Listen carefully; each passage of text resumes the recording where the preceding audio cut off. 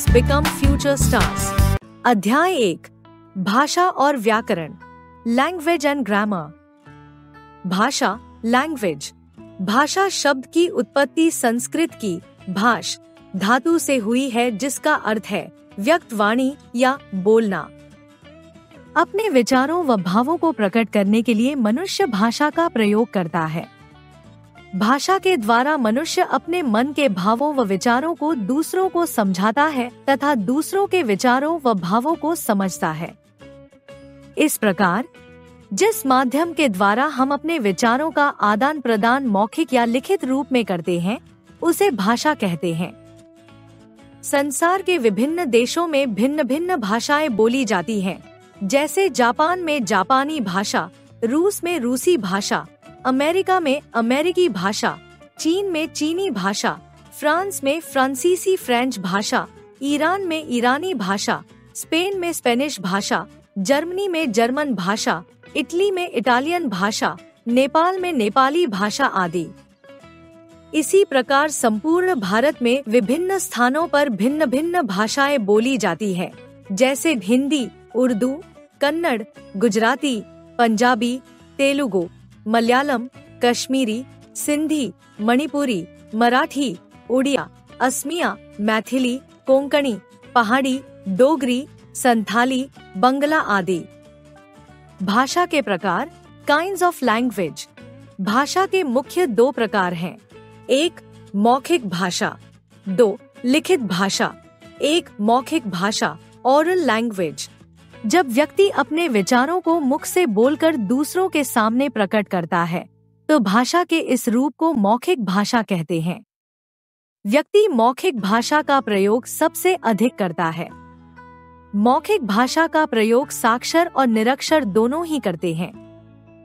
2 लिखित भाषा written language. जब व्यक्ति अपने विचारों को लिखकर प्रकट करता है, तो भाषा के इस रूप को लिखित भाषा कहते हैं।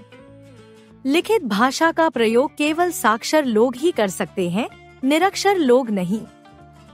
किसी तथ्य या विचार को वर्षों तक सुरक्षित रखने के लिए लिखित भाषा का ही प्रयोग किया जाता है। बोली डायलैक्ट। प्राय अलग अलग क्षेत्रों के लोग किसी एक ही भाषा को अलग अलग ढंग से बोलते हैं। इसीलिए विभिन्न क्षेत्रों में एक ही भाषा के भिन्न भिन्न रूप विकसित हो जाते हैं। भाषा के इस क्षेत्रीय रूप को बोली कहते हैं। भारतवर्ष में हिंदी भाषा की अनेक बोलियां प्रचलित हैं, जैसे ब्रजभाषा, अवधी, मैथिली, बुंदेलखंडी, राजस्थानी, हरियाणवी, भोजपुरी आदि। उदाहरण हिंदी भाषा। रवि, रंजन, यह कौन जा रहा है। हरियाणवी बोली। रवि, रंजन, यो कौन जावे से। इस प्रकार भाषा के क्षेत्रीय रूप को बोली कहते हैं। लिपि स्क्रिप्ट। भाषा को लिखित रूप में व्यक्त करने के लिए कुछ संकेतों, ध्वनियों व चिन्हों का प्रयोग किया जाता है। इन संकेतों, ध्वनियों तथा चिन्हों के समूह को लिपि कहते हैं। भिन्न भिन्न भाषाओं में भिन्न भिन्न संकेतों तथा चिन्हों का प्रयोग किया जाता है, अर्थात सभी भाषाएं भिन्न भिन्न लिपियों में लिखी जाती हैं। जैसे हिंदी भाषा देवनागरी लिपि में लिखी जाती है। अंग्रेजी भाषा रोमन लिपि में लिखी जाती है। पंजाबी भाषा गुरुमुखी लिपि में लिखी जाती है। संस्कृत भाषा देवनागरी लिपि में लिखी जाती है। उर्दू भाषा फारसी लिपि में लिखी जाती है। नेपाली भाषा देवनागरी लिपि में लिखी जाती है। बंगला भाषा कुल्टा लिपि में लिखी जाती है। जर्मन भाषा रोमन लिपि में लिखी जाती है। एक भाषा को किसी भी लिपि में लिखा जा सकता है, अर्थात लिपि बदल जाने से भाषा नहीं बदलती।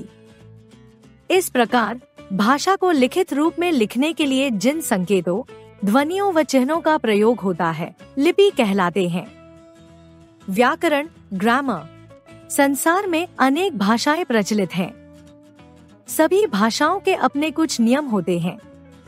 किसी भी भाषा को बोलने तथा लिखने में हमें उस भाषा के नियमों का विशेष ध्यान रखना पड़ता है। जब व्यक्ति को भाषा के नियमों का ठीक ठीक ज्ञान हो जाता है, तो व्यक्ति शुद्ध बोलता है, शुद्ध लिखता है तथा शुद्ध पढ़ता है। किसी भाषा के नियमों को ही उस भाषा का व्याकरण कहते हैं। इस प्रकार व्याकरण वह विद्या है जिसके ज्ञान से हम भाषा को शुद्ध बोलते तथा लिखते हैं। व्याकरण के विभाग, यूनिट्स ऑफ ग्रामर। व्याकरण के 3 विभाग होते हैं। 1 वर्ण विचार, 2 शब्द विचार, 3 वाक्य विचार। 1 वर्ण विचार, फोनोलॉजी। वर्ण विचार के अंतर्गत हम वर्ण, वर्णमाला, वर्ण के प्रकार, वर्ण का उच्चारण स्थान तथा वर्ण के मेल से शब्द बनने का अध्ययन करते हैं। 2 शब्द विचार, मॉर्फोलॉजी। शब्द विचार के अंतर्गत हम शब्द की परिभाषा, शब्द के विभिन्न प्रकारों, शब्द की उत्पत्ति, शब्द रचना तथा शब्द के अर्थ का अध्ययन करते हैं। 3 वाक्य विचार, सिंटैक्स।